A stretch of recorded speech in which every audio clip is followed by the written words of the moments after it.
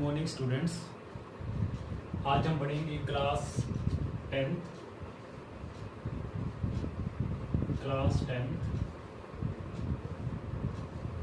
Physics. Physics के अंदर chapter first है हमारा, उसका नाम है लाइट रिफ्लेक्शन एंड रिफ्रैक्शन।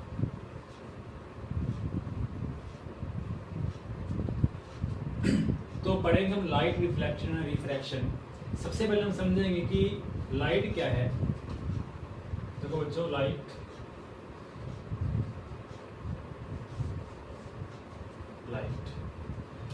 क्या है? लाइट एक एनर्जी की ही फॉर्म है। किसकी फॉर्म है बच्चों? एनर्जी की।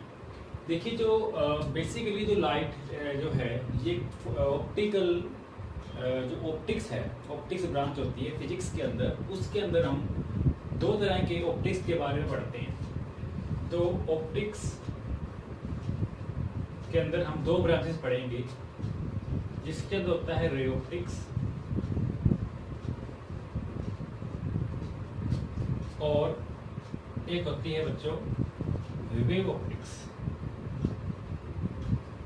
इस रे ऑप्टिक्स के अंदर हम लाइट को पढ़ते हैं कि जो लाइट होती है वो एक पार्टिकल की फॉर्म के अंदर होती है। मतलब उसका नेचर किस तरह का होगा लाइट का? तो लाइट का नेचर होता है particle nature. Light is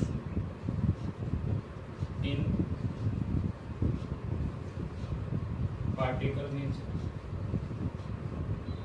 but in wave optics को हम पढ़ेंगे कि लाइट पार्टिकल की फॉर्म में नहीं होती, क्योंकि बहुत सारे ऐसे फिनोमिना होते हैं जो हम रे ऑप्टिक्स के अंदर उसको पार्टिकल नेचर मान के उसको एक्सपीरियंस या हम उसको कह सकते हैं कि उसको सोल्व, उसको डिस्क्राइब नहीं कर सकते। लेकिन अगर हम उसी लाइट को वेव ऑप्टिक्स के अंदर कंसीडर करें और ये समझें कि जो लाइट है वो एक वेव की फॉर्म के अंदर होती है, तो हम ऐसे बहुत सारे फिनोमिना वेव ऑप्टिक्स के अंदर उसको डिस्क्राइब कर सकते हैं। तो वेव ऑप्टिक्स के अंदर हम लाइट को समझते हैं कि लाइट जो है उसका कैसा नेचर होता है बच्चों? उसका वेव नेचर होता है। Light is in wave nature.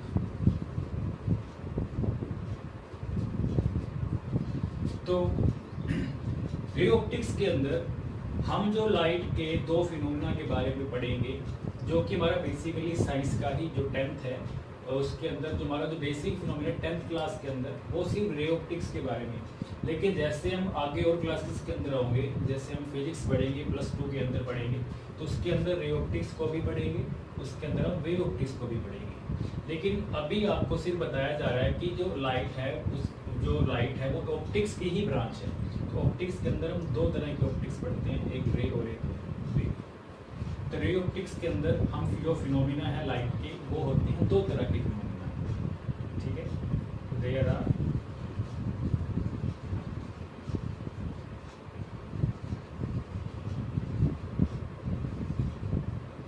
To types of phenomena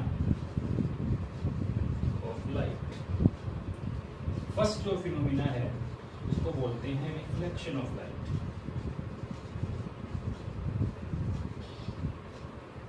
और जो सेकंड फिनोमिना होता है उसको बोलते हैं refraction of light.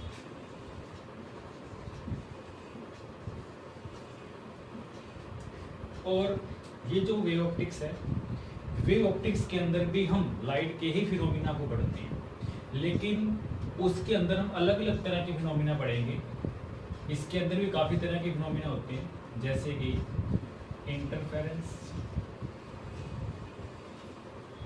Interference of light और डिफ्रैक्शन ऑफ लाइट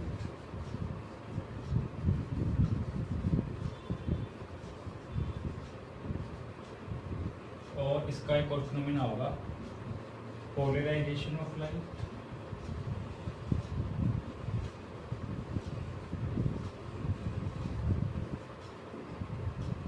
तो बच्चों देखो ये जो फिनोमिना है ये किसके हैं, वेव ऑप्टिक्स के।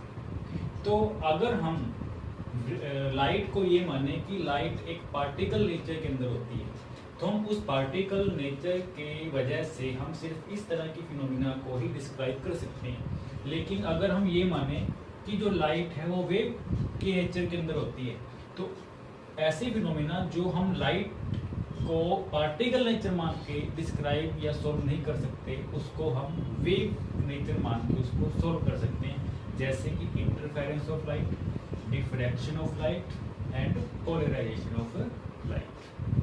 ओके, तो सबसे पहले हम ये पढ़ेंगे कि जो लाइट है बेसिकली उसकी क्या डेफिनेशन है।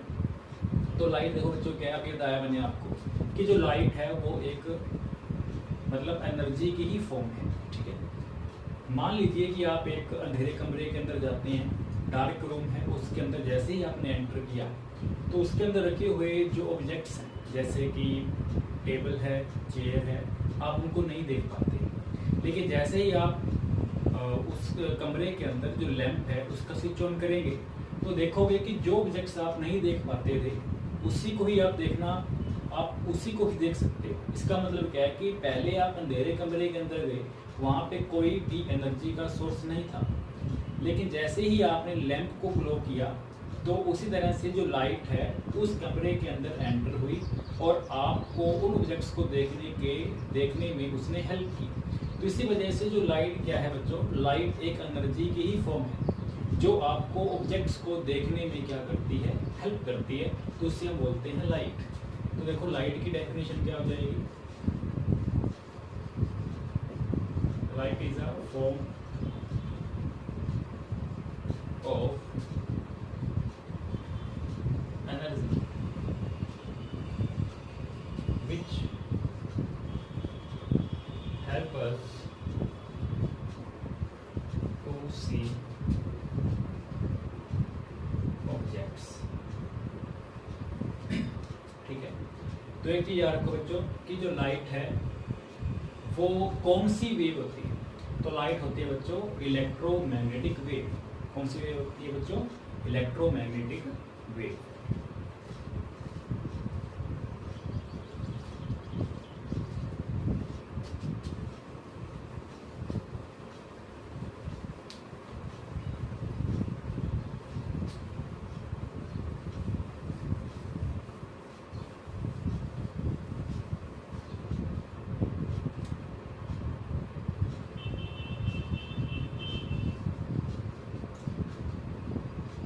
Light is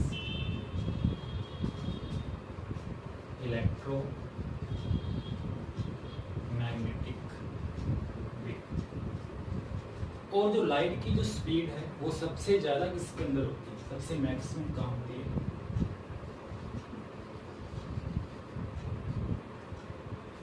speed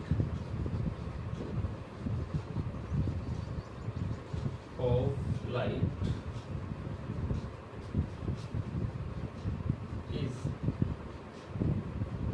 maximum in free space or in vacuum। ठीक है, तो सबसे ज़्यादा जो मैक्सिमम स्पीड है लाइट की वो या तो कहाँ होगी, फ्री स्पेस के अंदर, या उसको हम कह सकते हैं कि वो कहाँ होगी, वैक्यूम। जैसे सन और यहाँ क्या है, अर्थ। सन अर्थ, सन से अर्थ तक क्या कोई मीडियम है, तो हम बोलेंगे कोई मीडियम नहीं है, मीडियम नहीं है। सन का और अर्थ के बीच में कोई मीडियम नहीं है। लेकिन क्या है, जहाँ पर कोई मीडियम नहीं होता वहाँ पर उसको क्या मानते हैं कि वहाँ पर कोई मीडियम नहीं है, मतलब क्या है, फ्री स्पेस, या फिर उसको बोल देते हैं वैक्यूम। ठीक है, तो सन से जो रेज आएंगी बच्चों, जो निकलेंगी रेज, वो कहाँ जाएंगी, अर्थ तक जाएंगी। तो अर्थ तक जब जाएंगी वो, तो उनकी सबसे ज़्यादा मैक्सिमम स्पीड होगी, क्योंकि ये जो रेज हैं वो वैक्यूम के अंदर ट्रेवल करके अर्थ तक पहुँच रही हैं। तो वैक्यूम के अंदर जो लाइट की जो स्पीड होती है वो कितनी होती है बच्चों, तो लाइट की जो स्पीड है, speed of light in vacuum, तो कितनी होगी 3 × 10⁸ मीटर पर सेकेंड। तो that are maximum speed 3 × 10⁸ metre per second कहाँ होगी, वैक्यूम के अंदर, या हम कह सकते हैं फ्री स्पेस में। इससे मैक्सिमम किसी भी मटेरियल के अंदर या किसी और मीडियम में नहीं होती, यही मैक्सिमम है, इससे ज़्यादा मैक्सिमम नहीं होती। लेकिन जैसे ही कोई ये वाली जो मतलब जो लाइट है जो कि एयर मीडियम के अंदर जाएगी, ट्रेवल करेगी, अगर वो वैक्यूम के अंदर है तो मैक्सिमम है, लेकिन जैसे ही वो इस मीडियम से निकलकर किसी और मीडियम में जाएगी तो ऑब्वियसली उसकी जो स्पीड है वो क्या होगी, रिड्यूस होगी। ठीक है, जैसे अगर भी माने इस तरह से एक ग्लास है, ग्लास, ये ग्लास मीडियम है, ये यहाँ पर है एयर मीडियम। लाइट यहाँ से ऐसे आ रही है, दिस इज इंसिडेंट लाइट, और यहाँ पे उसकी वेलोसिटी कितनी होगी 3 × 10⁸ मीटर पर सेकेंड। लेकिन जैसे ही इसने इसके अंदर एंटर किया, जैसे ही इसने इसके अंदर एंटर किया, तो ये जो स्पीड ऑफ लाइट है इस जे, क्योंकि मीडियम चेंज हुआ, यहाँ पे एयर मीडियम और यहाँ पर ग्लास मीडियम, तो जैसे ही मीडियम चेंज हुआ तो इसके अंदर इसकी जो स्पीड है, आप इसको बोलेंगे वेलोसिटी ऑफ लाइट या फिर स्पीड ऑफ लाइट, वो क्या हो जाएगी बच्चों, डिक्रीज, रिड्यूस हो जाएगी। क्योंकि इसके अंदर उसको उससे टकराने का कोई भी, मान को लाइट ट्रेवल कर रही है और एक मीडियम है, उसके अंदर उसके टकराने के लिए कोई पार्टिकल नहीं है। अगर कोई पार्टिकल नहीं है तो फोर्स लगाने के लिए, उसको रोकने के लिए कोई चीज़ नहीं है, इसलिए उसकी स्पीड क्या होगी, मैक्सिमम। लेकिन जैसे ही वो ग्लास के अंदर आएगी या किसी और मीडियम के अंदर आएगी तो वैसे उसके अंदर कोई ना कोई पार्टिकल होंगे, जैसे ही वो पार्टिकल से टकराएंगे तो उसकी स्पीड क्या होगी, कम हो जाएगी, रिड्यूस हो जाएगी। इसलिए जब रे ऑफ लाइट एयर मीडियम से या वैक्यूम मीडियम से किसी अन्य और कोई मीडियम के अंदर एंटर करती है तो उसकी स्पीड क्या हो जाती है बच्चों, कम हो जाती है। तो मैक्सिमम किसके अंदर होती है, वैक्यूम के अंदर, तो वो कितनी होती है बच्चों, 3 × 10⁸ मीटर पर सेकेंड। ठीक है, तो इसके अंदर जो हम रे ऑप्टिक्स के बारे में पढ़ेंगे, तो रे ऑप्टिक्स के अंदर बताया था आपको 2 फिनोमिना है, एक है रिफ्लेक्शन ऑफ लाइट और एक है रिफ्रैक्शन ऑफ लाइट। तो आज हम पढ़ेंगे reflection of light, reflection of light.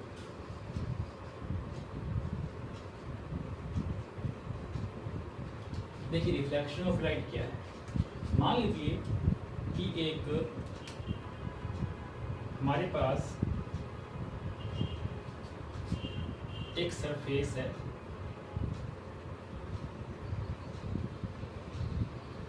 ठीक है, इस सरफेस पे हमने इसको क्या कर दिया, इस साइड पेंट कर दिया।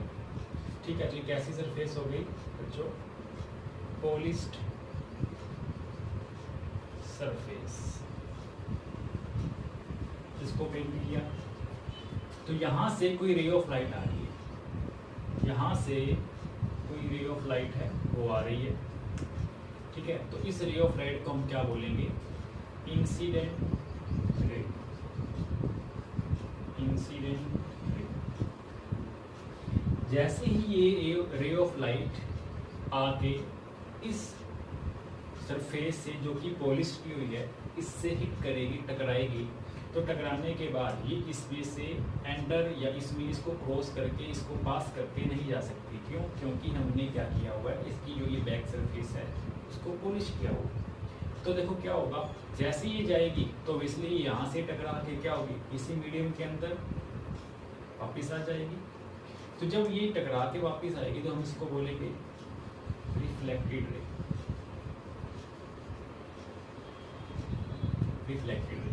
ठीक है, तो ये कौन सी हो गई, उसको नाम देते हैं, इस पॉइंट को मान लेते हैं ए, इस पॉइंट को मान लेते हैं ओ पॉइंट, और इसको मान लेते हैं बी।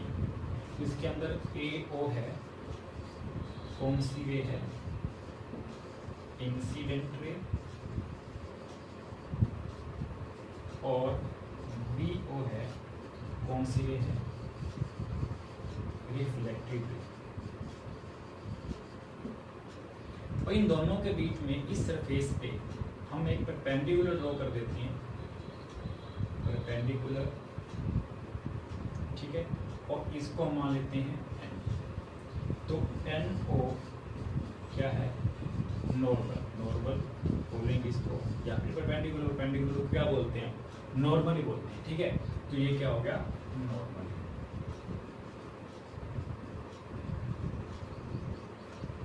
ठीक है, देखो AO इंसिडेंट रे, ये कौन सी रे हुई? रिफ्लेक्टिव रे। इन दो रे के बीच में इस सरफेस पे जो परपेंडिकुलर है दैट आर नॉर्मल। तो देखो ये वाला जो एंगल होगा जो कि इंसिडेंट रे के बीच में और नॉर्मल के बीच में बन रहा है उसको हम बोलेंगे angle I, angle of incidence, ठीक है। और ये वाला जो नॉर्मल के बीच में और रिफ्लेक्टिव रे के बीच में बन रहा है इसे बोलेंगे angle R, angle of incidence. ये कौन सा हो गया? Angle of incidence. ये वाला कौन सा हो गया? Angle of reflection. तो देखो एक रे का आना, इससे एक सरफेस से हिट करना और उसी ही मीडियम में टकरा के वापस चले जाना, तो इसको हम बोलते हैं रिफ्लेक्शन। मतलब कोई लाइट आ रही है किसी मीडियम से हिट कर रही है, हिट करने के बाद रिफ्लेक्ट होके उसी मीडियम वापस जा रही है जिस मीडियम में वो आ रही थी, तो इससे हम बोलते हैं रिफ्लेक्शन ऑफ लाइट। तो what do you mean by reflection of light? The phenomena of bouncing back of light when it strike to a reflected surface या फिर polished surface, this phenomena of light is called reflection of light। तो हम इसकी definition लिखेंगे, the bouncing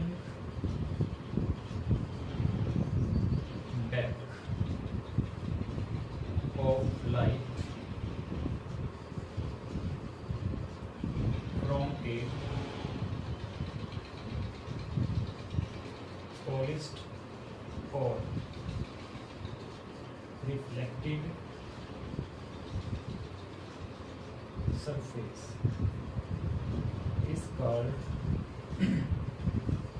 reflection of light। ठीक है, तो ये हो गया हमारा रिफ्लेक्शन। तो एग्जाम के अंदर क्या लिखेंगे बच्चों?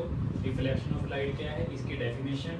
इसकी डेफिनेशन लिखने के बाद हम क्या बनाएंगे? इसका ये वाला जो डायग्राम है इसके अंदर हम इसको बताएंगे कि इसके अंदर ये जो AO है ये इंसिडेंट रे है, ये NO है तो ये नॉर्मल है जो कि इंसिडेंट रे के बीच में और रिफ्लेक्टिव रे के बीच में है, ठीक है। तो ये हो गए नॉर्मल, ये सारी चीजें हो गई। उसके बाद लिखेंगे कि इंसिडेंट रे के बीच में और नॉर्मल के बीच में जो एंगल बन रहा है that are angle of incidence. और नॉर्मल के बीच में और रिफ्लेक्टेड रे के बीच में जो एंगल बन रहा है उससे हम क्या बोलेंगे? Angle of reflection. तो ये बनाया है और हमने क्या करी? इसकी डेफिनेशन लिखेंगे। उसके बाद देखिए रिफ्लेक्शन ऑफ लाइट के कुछ लॉज भी होते हैं, ठीक है। तो इसके दो लॉ हैं, ठीक है, दो इसके नियम हैं, भी वो हम नियम लिखेंगे, ठीक है बच्चों। देखो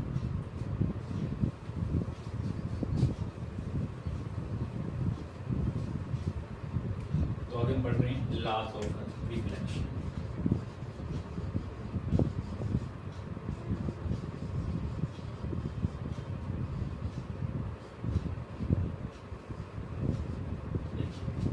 लॉ ऑफ रिफ्लेक्शन क्या होगा? इसका जो फर्स्ट लॉ है, इंसिडेंट रे, नॉर्मल और रिफ्लेक्टेड ये तीनों एक ही प्लेन पर लाई करते हैं। द नॉर्मल, इंसिडेंट रे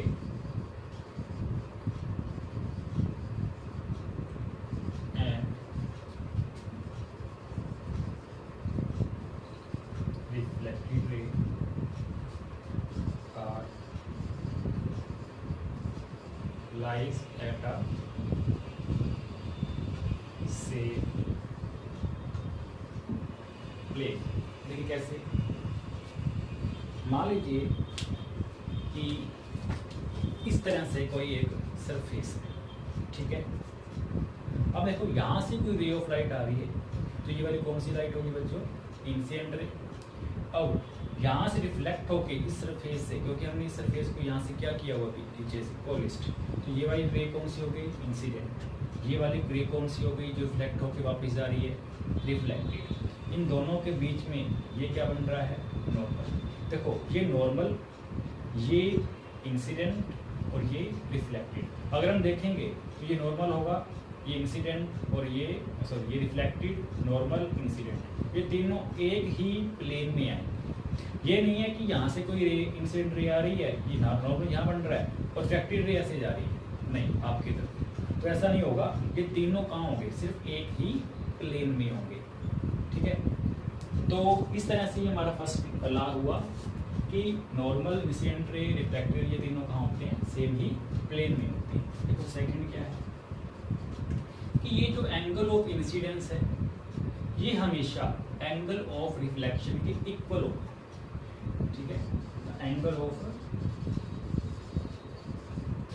incidence is always equal to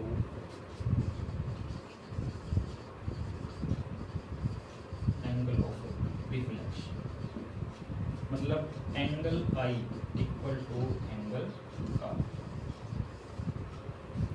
मतलब क्या है कि अगर मान लीजिए ये एंगल बन रहा है आपका 35 डिग्री का, तो अगर हम देखना है कि ये एंगल आर कितना है, तो एंगल आर भी कितना होगा? 35 डिग्री। भाई ये दोनों है कि ये कांस्टेंट मान लीजिए कि एक लॉ बना लीजिए कि ये लॉ है कि इसके अंदर नियम ही है कि अगर ये दोनों, ये वाला एंगल 35 का है तो ये 35 का ही होगा। अगर ये एंगल चेंज होके मान लो इसमें ये इंसिडेंट रे और नॉर्मल के बीच में एंगल बना 45 डिग्री, ठीक है, तो एंगल आर, तो एंगल आर कितना होगा? एंगल आर भी कितना होगा? 45 डिग्री। इसमें चेंज नहीं होगा, इसलिए सेकंड लॉ के according angle of incidence is always equal to angle of reflection. ठीक है, तो ये हो गए हमारे टू लॉ, तो ये हो गया हमारा रिफ्लेक्शन। ठीक है, तो उसके बाद हम ये पढ़ेंगे रिफ्लेक्शन और एक इसका दूसरा फिनोमिना है दैट आर रिफ्रैक्शन। ठीक है, तो अब हम पढ़ते हैं refraction of light.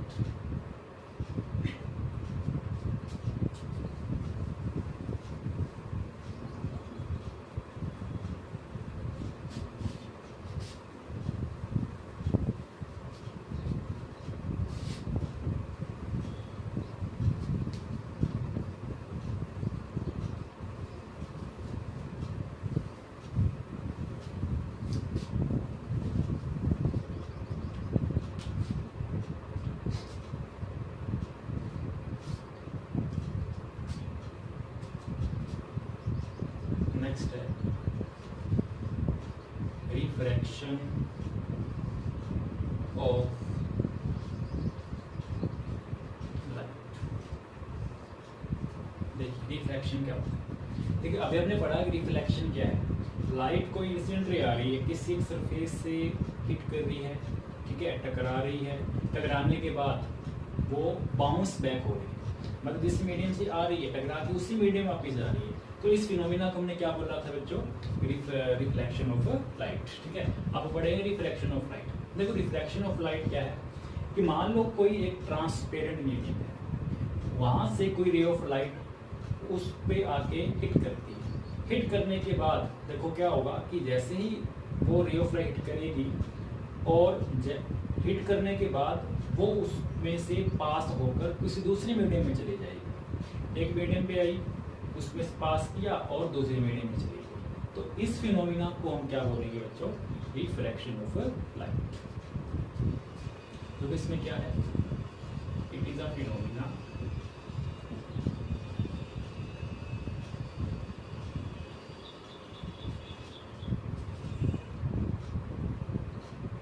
Of light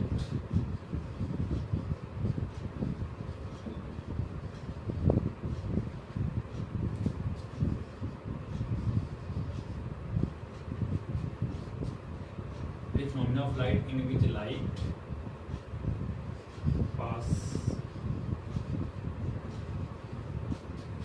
passes the surface that goes into another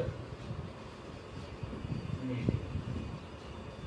ठीक है, तो देखो क्या होगा कि मान लीजिए कि हमने माना कि ये एक सरफेस है, ठीक है, उसका नाम दे दिया XY, कोई XY सरफेस है, ठीक है, यहाँ से कोई रे ऑफ लाइट आ रही है,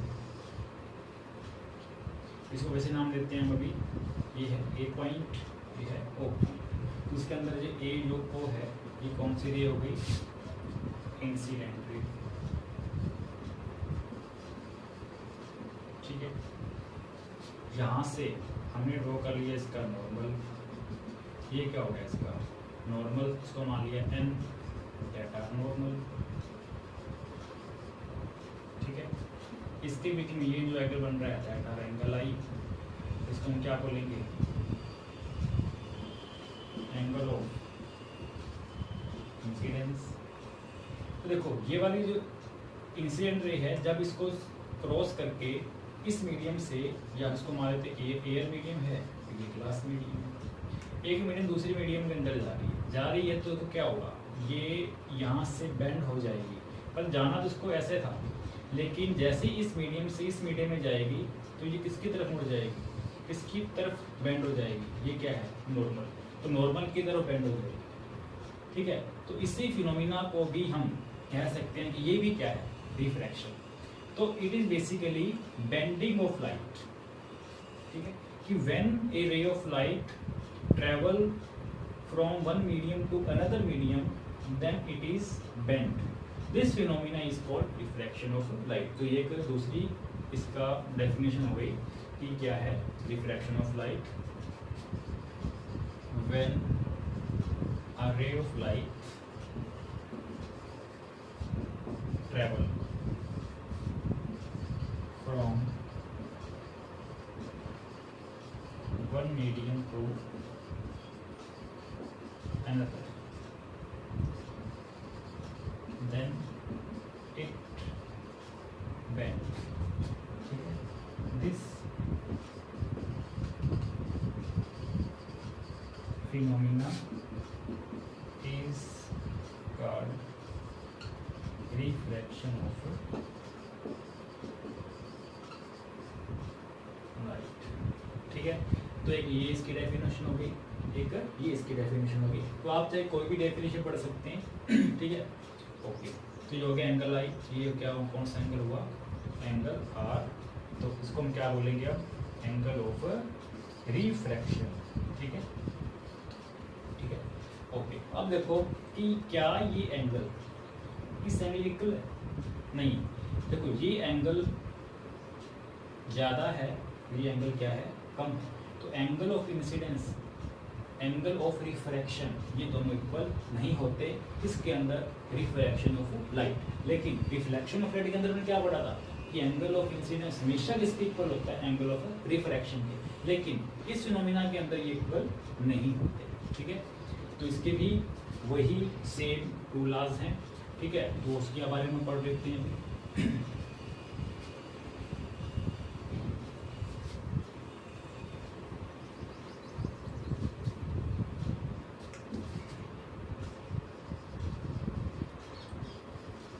laws of reflection, ठीक है। तो फर्स्ट तो सेम ही है, द इंसिडेंट रे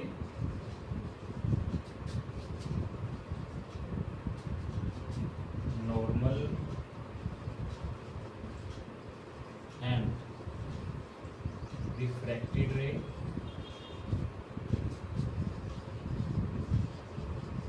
or lies at same plane, ठीक है। Second, the angle of incidence, angle I not equal to angle of refraction, refraction angle R, angle I not equal to angle of refraction. ये हो गए last. एक third ला एक और है, that are most important. देखो इसको भी समझते हैं। अभी हमने एक सरफेस बनाई थी एक्स वाई, ठीक है, तो इसका भी होगा नॉर्मल। यहाँ से जो रे ऑफ लाइट आ रही थी, ठीक है, ये कितना एंगल बना रही थी, यहाँ पे angle I that R A, और ये ओ दैट आर एन, इसको मान लेते हैं एन डैश, ठीक है। तो ये जाना तो ऐसे जाती थी, लेकिन जैसे मीडियम चेंज हुआ भी यहाँ चली गई, तो इसने यहाँ पे कितना एंगल बनाया, एंगल आर, ठीक है। ये हुई इंसिडेंट रे, ये वाली कौन सी रे हो गई, रिफ्लेक्टेड रे। अगर हम इसका साइन एंगल निकालें, साइन आई, और इसका हम निकालें साइन आर, देखो कितना, sine of angle of incidence, तो इसका कितना निकालें, sine of angle of refraction. ये हमेशा किस क्या होता है, ये हमेशा कांस्टेंट होता है। देखो कैसे, अगर मैंने इस एंगल को इंक्रीज कर दिया, देखो ये एंगल पहले इतना है, अब मैंने एंगल इंक्रीज कर दिया, मैंने माना इतना एंगल, ये सेकंड हो गई ए डैश। तो देखो क्या होगा, जैसे ये होगा तो एंगल ऑफ जो रिफ्रैक्शन है वो थोड़ा सा इंक्रीज हो जाएगा, इतना हो जाएगा। तो इसको हमने मान लिया, ये इसको माना था आई, इसको मान लेते हैं। अब इसके बीच में ये जो बन रहा है I1, इसके बीच में ये जो बन रहा है R1, तो अगर मैं इसको बोलूं कि ये साइन I1 है, साइन R1 है, ये भी क्या होगा, कांस्टेंट। देखो कैसे, इसका मैंने साइन एंगल निकाला, इसका साइन R निकाला, इन दोनों का रेशो मान लीजिए क्या, हमें जूम कर लेते हैं, इनका रेशो आया 1.5। जैसे मैंने एंगल इंसिडेंस को थोड़ा सा इंक्रीज किया, देखा एंगल रिफ्लेक्शन थोड़ा सा वो भी इंक्रीज ही होगा, तो जैसे ही होगा तो इनका अगर रेशो निकालेंगे वो भी कितना आएगा, 1.5। अगर मैं थोड़ा सा एंगल ऑफ इंसिडेंस और इंक्रीज कर दूंगा, उसको मान लूंगा I2, तो एंगल ऑफ रिफ्लेक्शन थोड़ा सा और इंक्रीज होगा, वो कितना होगा, R2। इन दोनों इनका भी अगर मैं रेशो निकालूंगा वो भी कितना आएगा, कांस्टेंट, तो उसकी वैल्यू कितनी होगी, 1.5। तो हम ये देखेंगे कि हर टाइम जितना भी एंगल ऑफ इंक्रीज करते जाएंगे, वैसे वैसे एंगल ऑफ रिफ्लेक्शन भी इंक्रीज होता जाएगा, लेकिन उनकी एक चीज कॉमन होगी, और वो क्या होगी, इन दोनों का जो रेशियो वो क्या होगा, कांस्टेंट। तो इसको हम बोलते हैं स्नेल लॉ। मोस्ट इंपॉर्टेंट है, क्या बोलेंगे बच्चे इसको, स्नेल लॉ। इसको कैसे लिखेंगे, द रेशियो ऑफ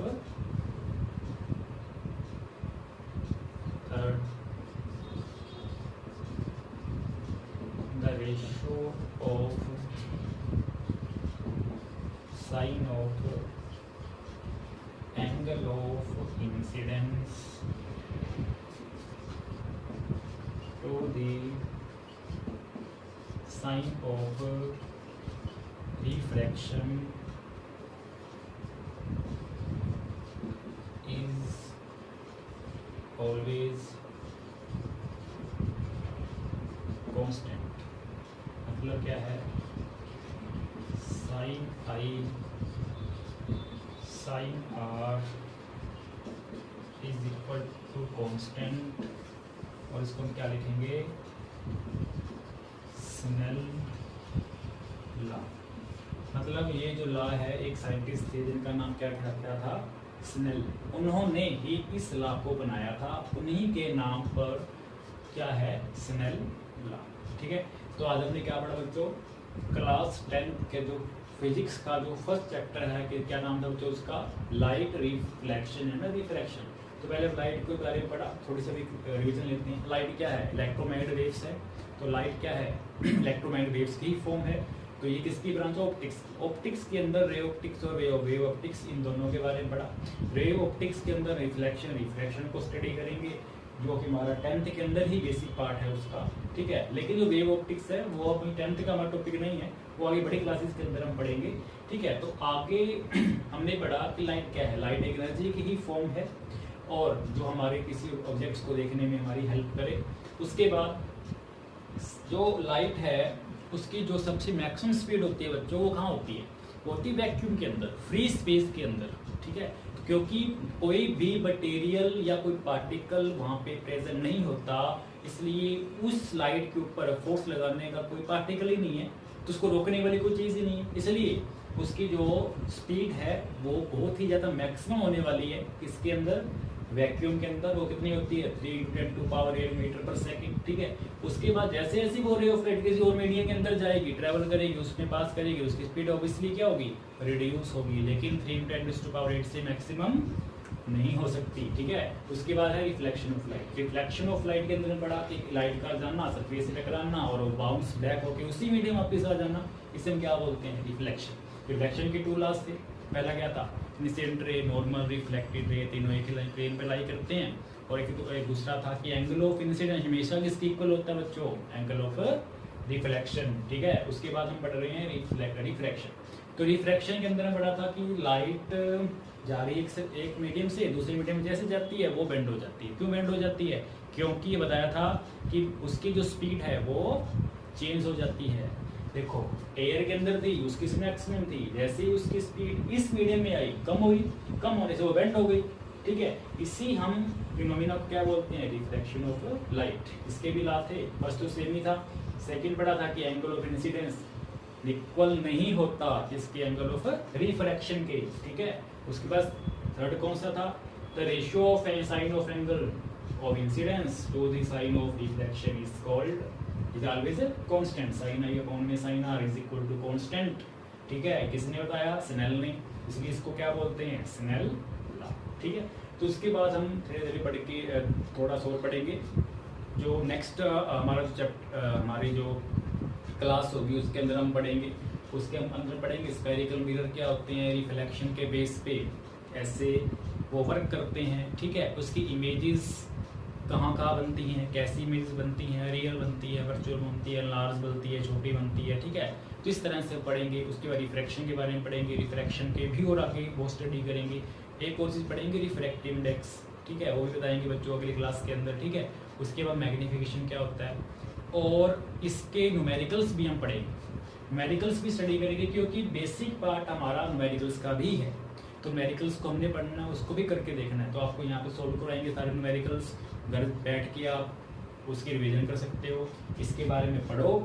उसके बाद नेक्स्ट क्लास के अंदर आपको इसके आगे और स्टडी करवाएंगे। सो थैंक यू बच्चों, बेस्ट ऑफ लक।